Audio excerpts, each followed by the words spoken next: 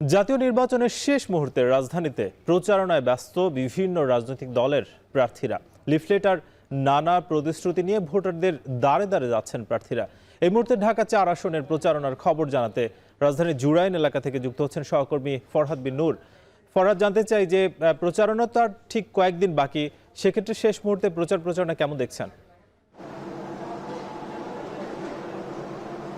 সাকিব, আমরা একদম শেষ মুহূর্তে দেখছি যে মাত্র আর কয়েকদিন বাকি রয়েছে নির্বাচনী প্রচারণার। এই সময় কিন্তু দেখছি যে একদম প্রচারণায় জমে গেছে পুরো ঢাকা শহর। বিশেষ করে আমরা এই মুহূর্তে রয়েছি ঢাকা ৪ আসনে। এখানে যিনি জামায়াতের প্রার্থী রয়েছেন তিনি কিন্তু আমরা দেখেছি একদম সকাল থেকেই তিনি তার যে নির্বাচনী আসন ঢাকা ৪ সেখানে তিনি প্রচারণায় ব্যস্ত সময় পার করছেন।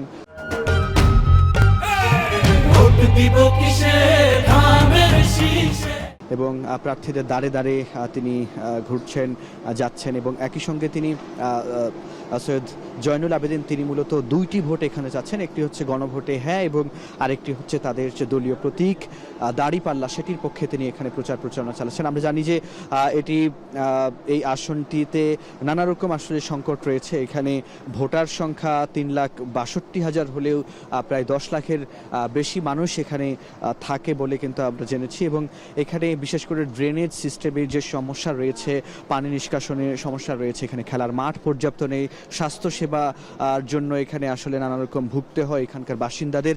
বিশেষ করে অপরিকল্পিত নগরায়ন থেকে শুরু করে এই কারণে কিন্তু এখানকার বাসিন্দাদের নানা রকমভাবে আসলে ভুগতে হয়।